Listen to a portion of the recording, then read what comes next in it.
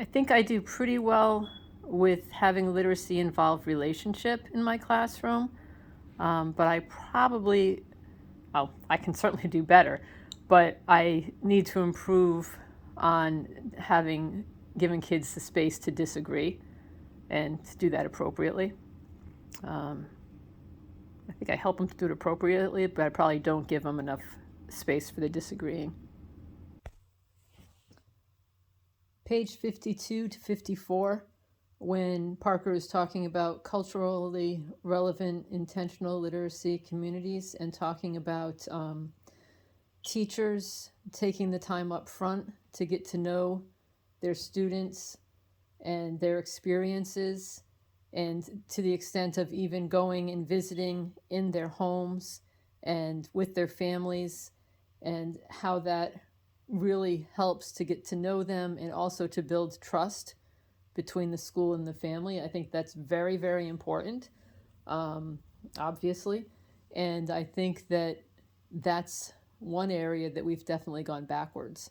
I mean, forever ago, when there was the teacher that used to, you know, go to their students' houses for dinner and even live with different families at different times, that would certainly help you to get to know them and build trust. And we certainly are far ways from that these days. I mean, I try and I send Google Forms home to get families' input on homework and how much homework and what kind of homework and projects at home or just in school, and how important they think it is to take time to teach learning strategies and organizational skills and all kinds of things like that. Of course, that's not going into their experiences and getting to know their cultural background and stuff like that. I would love to be able to do that. But as a society and as an educational system, we're definitely not there. And I think part of us not being there is fear and lawsuits, because when I was in school, we didn't tend to have teachers living with us or even over for dinner. But at that point, teachers could still take us out for ice cream. My phys ed teacher and coach saw me in the hallway one day, and I was at my locker, and she said, "Hey, I'm going to go see the Olympic torch runner. You want to come?" And I didn't go because I had math class. My mom was like, "You did what? You went to math class instead of going to see the Olympic torch runner?" But these days, you'd have a huge lawsuit liability on your hands if you took a student anywhere, really, without written permission. On page 55, let's see. Using the knowledge of the students to, quote, invite students into our classrooms as partners, as collaborators, and as valued members of our community, unquote. I think on the surface, I do a great job with that. But, if I just take that sentence, but then going back to actually knowing their culture and knowing their home life and knowing what literacy is for them, I'm awful at it. There have been times that I've invited family members in to share more about their culture, especially if they were from another country. And there have also been times that I've tried to do that and I've been told not to. So I think it would be wonderful if our schools, and districts and administrators and teachers would have classes like this so that we could learn more and change policies and change law and make it so that these things are more feasible for us to do. And of course, we know and are learning more and more how our foundation and our policies and our laws are racist. And we need to change that for sure. On page 55 and 56, it talks about asking students how they did during the pandemic and during quarantine, and how they learned and what they learned and all of that. That is one thing that I was able to do, and was able to do kind of home visits during the pandemic. We're still in it, but during quarantine and shortly thereafter, I actually did a year in the remote program.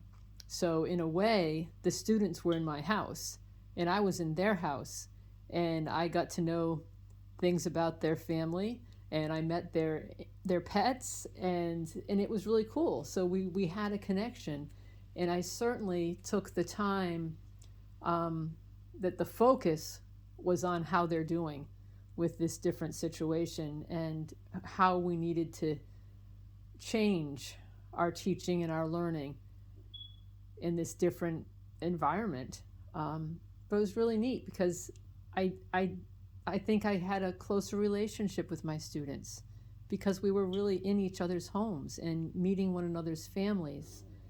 And that was one of the real positives of teaching remotely. There were lots of problems too. But it also talks about on page 55, when we have actual data from our students, we can work from a strengths-based orientation and use that insight to develop and respond to the community's needs. And I do try to do that. And again, it's just students in general. There's nothing about any of the identities standing out, but just on a daily basis, I do this voting position thing, and I'll take their input on what we do when and how they want to learn about certain things. And I also do Google Forms at the beginning of the year and throughout the year to check in with students as to what they're enjoying the most, what type of learning helps them the most. And I use that data and I share it with the parents. I use the parents' data that I collect and the students' data, and then the best I can, and I'm allowed to, I frame my teaching around that data. And it's fun. And the parents seem to really appreciate it. I had good responses. I've had good responses when I've sent out the Google Forms. And then at open house, what I did for open house is I shared the responses of the students and the parents and guardians and families with the people who came to open house, and asked them if they would like me to share with them and send them the results, not just see them there. And they were very interested in that. So I think they appreciated being allowed to give input. Parker talks about the importance of dealing with our own racism and bias. And without doing that, we cannot change. And if we change how we think, we know our students. If we change how we think we know our students, however, into actually knowing them, we get closer to equity and liberation. So then she goes on, actively interrogating, then reframing and changing our own beliefs about our students is the first value of CRILCs, which is culturally relevant intentional literacy communities. And I think I would enjoy my job so much more if I could actually know my students and if they could actually know me. And we do okay, but we could do so much better. My son is in a private Montessori school, and they have small classes, and they're more like a family, and that it can make so much difference. And I will also say that I think we were more like a family when I was teaching remotely, and one of my students who I had remotely is now in the private school with my son.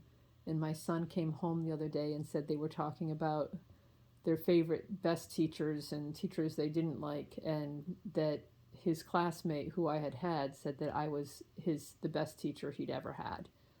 Um, and I mean, it's not like he's the only kid that's ever said that, but I do think we were closer, and we were going through something together, and we were in one another's homes and meeting one another's families.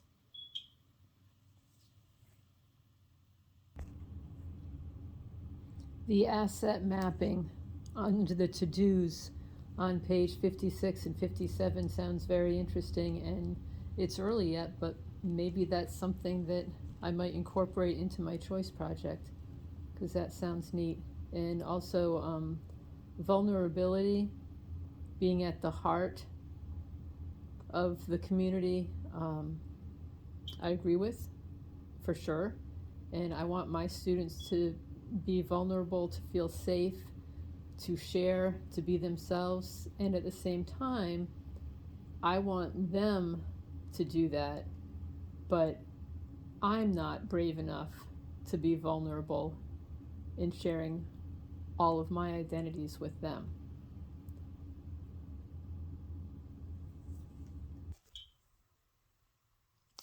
Vulnerability and restorative justice. A situation that happened a couple of months ago, maybe, comes to mind. And hopefully I can articulate this okay on audio.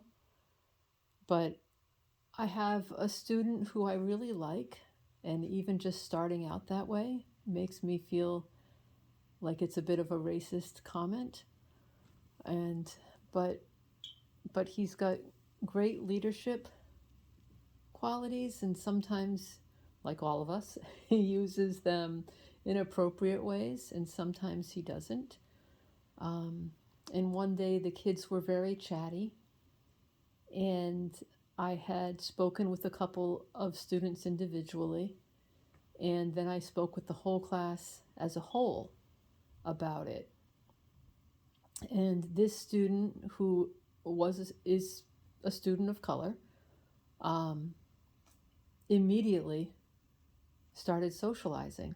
And again, maybe, I'm not being aware enough of his culture and making him fit into,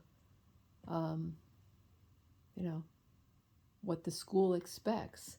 But at any rate, he immediately started socializing as I was addressing the class. And so I called him out on it, and he told me I was racist. And it hit me like a brick. But I also felt like it was something that needed to be dealt with immediately, and hopefully I dealt with it okay.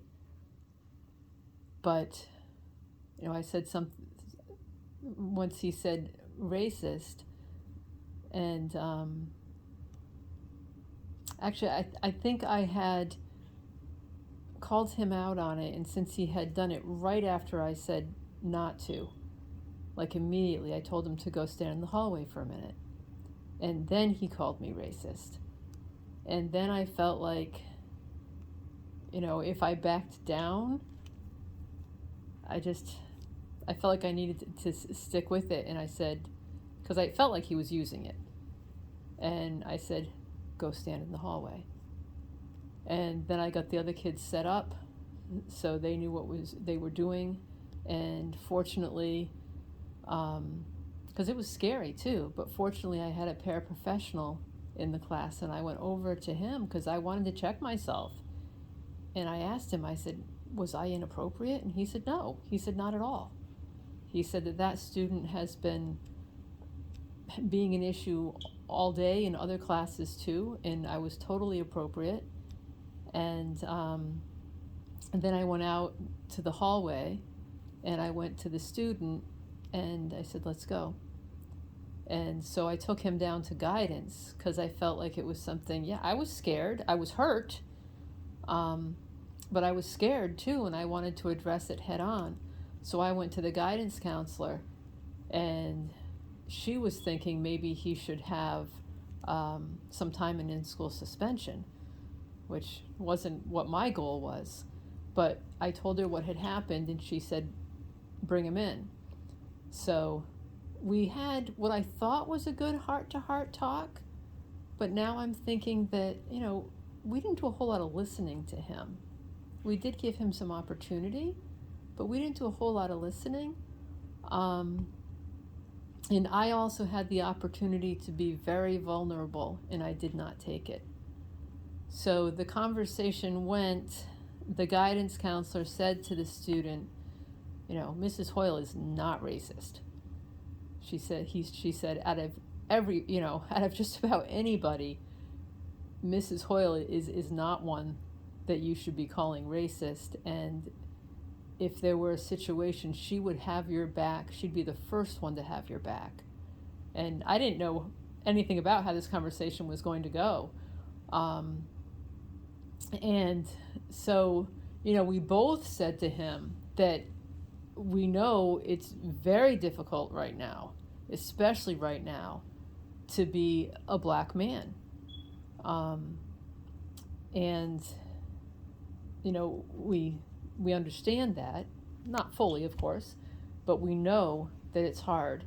And we also, she told him that he doesn't know it, but that Mrs. Hoyle can actually identify with you quite a bit in many ways, with being a minority and she said, and it's up to her whether or not she wants to share that.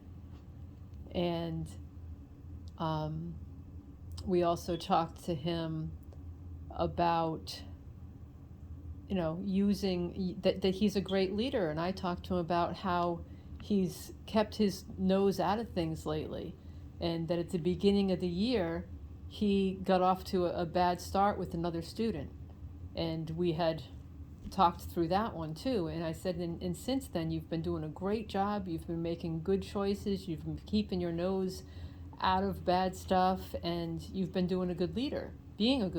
And I told him that it hurt when he called me racist. And then later, I told him I didn't come out and tell him how I could identify or what my identity is that we were referring to, I guess. But I told him that I can in many ways identify, and that the reason that I was in Plymouth was because a number of years ago, I was discriminated against in my job. And I told him that I could have stayed, and I could have fought it, and I could have sued them. But I decided that's not how I wanted to live my life. And so I left and moved on. And that, he needs to make those decisions too. That he shouldn't, probably isn't a good idea to throw around the term racist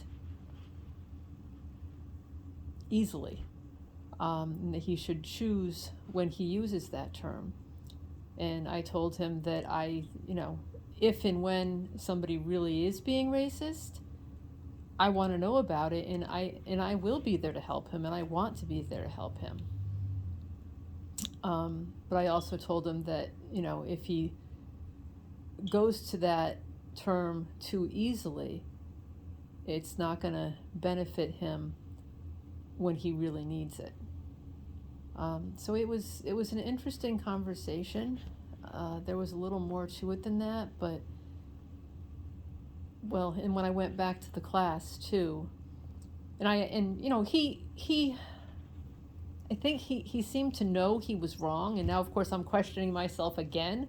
I questioned myself then, like, oh my God, am I being racist? And I don't think I am a racist. But I certainly do things that are racist without even knowing them. Or I engage in racist acts, and because I still need to deal with my biases and understand it better. But I think the guidance counselor did ask him at one point, do you really think that Mrs. Hoyle is racist? And he was welling up with tears the whole time, and he said no. And so I don't know. But then even afterwards, I felt like, I should have shared more. The guidance counselor gave me the opportunity to connect more with this kid, but I was too afraid. I didn't take that opportunity to be vulnerable and to connect. And I told the kid it hurt. But maybe I was, and then when I went back to class, the paraprofessional came to me and told me that as soon as I left the room, another student of color in the room said that the student was way out of line, that he was misbehaving, that he was at fault, and he was out of line. So, that made me feel better, but I don't think that's the goal, is for me to feel better. And a little bit, and the other thing, that the kid was upset. The kid that called me a racist was, I think he felt bad. And so I said to him before we went back to class, I said, do you want to come back to class with me, or do you want some time? And he took some time. And then he came back to class, and a little later, one-on-one, I said, are we good? And he said, yeah. But since then, and certainly now, I wonder, I would like to ask him. I'd like to learn more from him. Am I doing things that seem to be racist to him? And I'd like to grow more from it. But I'm afraid, and I'm also afraid because I don't feel like I have all of my administration's backing, which is also a reason that I was too afraid to share more with him. So I've been babbling enough, and hopefully I've made some sense, and I'll stop this part now. But I would like to do work with restorative justice, and if I could do some of that with my students, that would be awesome. We're at the beginning of this course, but again, this might be something that I might be interested in looking into more and doing with my students.